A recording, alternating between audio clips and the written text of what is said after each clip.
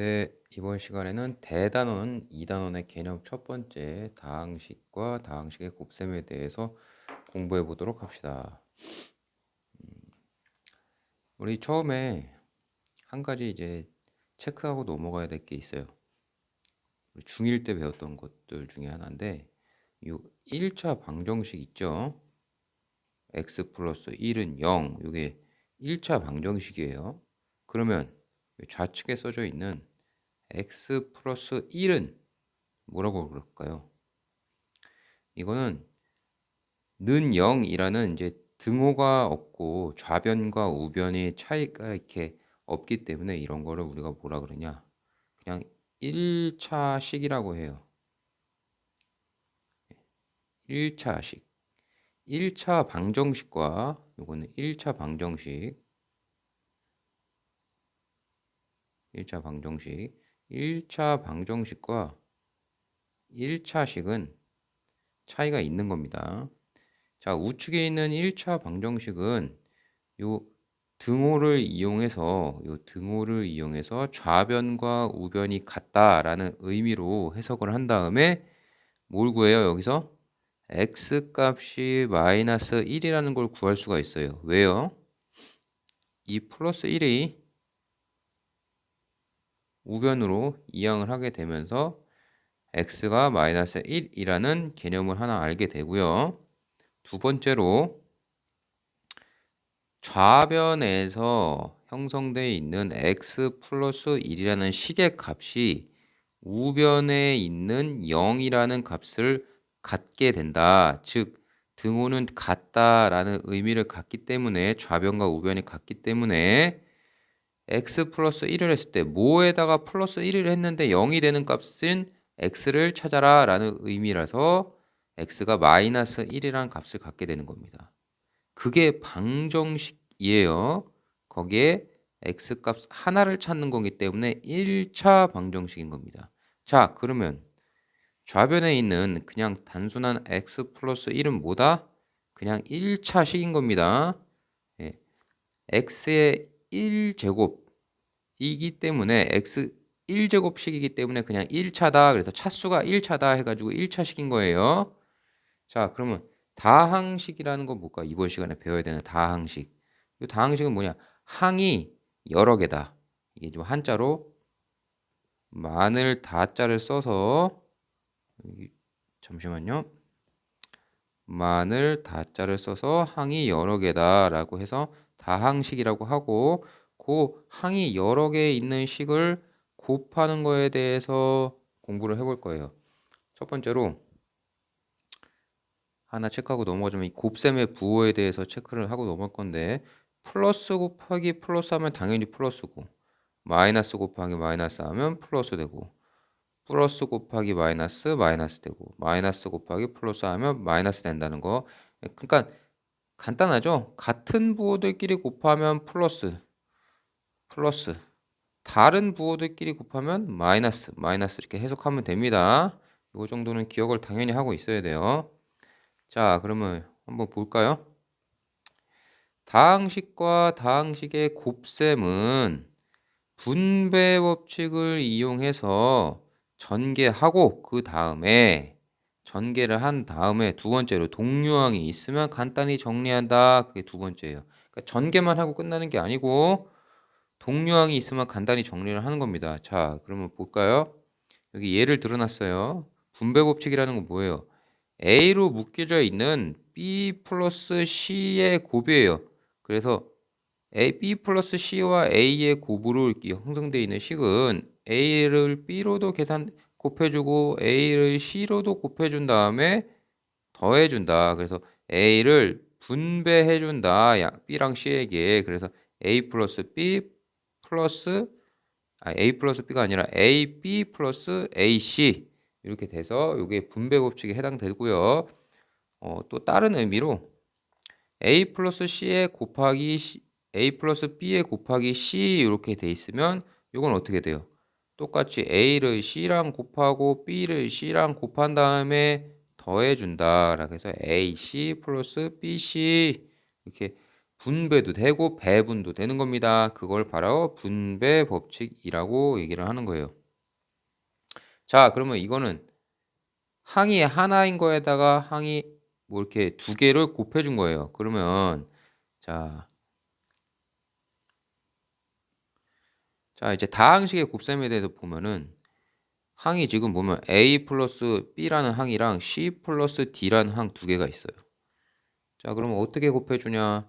쉬워요. A를 C에다가도 곱해주고 A를 D에다가도 곱해주면 어떻게 돼요? A, C 더하기 A, D 되겠죠? 그 다음에 B에다가 C 곱해주고 B에다가 D 곱해준 다음에 뭐예요? 더해주겠죠? 왜? 다 합되어 있으니까 더해주면 되는 겁니다. 그래서 BC, BD 이렇게 해서 AC 더하기 AD, BC 더하기 BD. 근데 이 중에 동류항이 있나요? 같은 항이 없죠? 그렇기 때문에 이거는 그냥 전개만 하고 끝나는 겁니다. 알겠죠? 자, 그러면 얘를 봅시다. 똑같아요. A를 B랑 곱해서 AB, A를 마이너스 5랑 곱해서 마이너스 5A, 그 다음에 3을 B랑 곱해서 3B, 3을 마이너스 5랑 곱하면 마이너스 15 이렇게 되겠죠. 그대로 써주면 되는 겁니다. 부호 그대로 AB 마이너스 5A 3B 마이너스 15. 자, 이 중에 동류항이 있나요? 동류항이 없죠. 얘는 그냥 AB고 얘는 마이너스 5A고 얘는 3B고 마이너스 15니까 동류항이 없기 때문에 그냥 전개만 해서 쓰는 겁니다. 자, 이처럼 분배 법칙을 이용해서 우리가 다항식의 곱셈을 한번 해봤어요. 자, 아래로 내려오면 이제 A 플러스 B 곱하기 C 플러스 D의 전개예요. 위에서 봤다시피 분배 법칙을 이용하는 형태가 있어요. 뭐 여기는 지금 C 플러스 D를 대문자 M으로 이렇게 치환을 해놨어요. 근데 사실 이렇게까지 할 필요 없고요. 그냥 곱해요. 그냥 곱하는 게 훨씬 편합니다. A를 C랑 곱하고 A를 D랑 곱한 다음에 B를 C랑 곱하고 B를 D랑 곱합니다. 그래서 부호만 맞춰서 써주면 돼요. 여기는 둘 다 플러스고 플러스이기 때문에 뭐 마이너스를 신경 쓸 필요가 없이 전개해서 그냥 쓰는 겁니다. 그런 다음에 뭐 한다? 동류항이 있으면 간단히 정리를 하는 겁니다. 자, 두 번째 방법은 직사각형의 넓이를 이용하는 거예요. 자, 여기 보시면 초록색 사각형, 뭐 빨간색 사각형, 파란색 사각형, 보라색 사각형 이렇게 있어요. 자, 초록색 사각형은 A랑 C를 곱한 게 초록색 사각형이에요. 빨간색 사각형은 B랑 C를 곱한 게 빨간색 사각형의 넓이고 파란색 사각형은 D랑 A를 곱한 게 파란색 사각형의 넓이.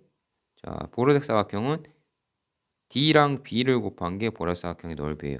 그래서 사실 요걸 각각 다 곱한 게 이거 전체의 넓이라고 생각을 해서 AC 더하기 AD 더하기 BC 더하기 BD인데 그거를 다시 생각해 보면 딱 합쳤을 때 생각해 보면 요 전체 사각형의 가로의 넓이가 A 더하기 B가 되고요.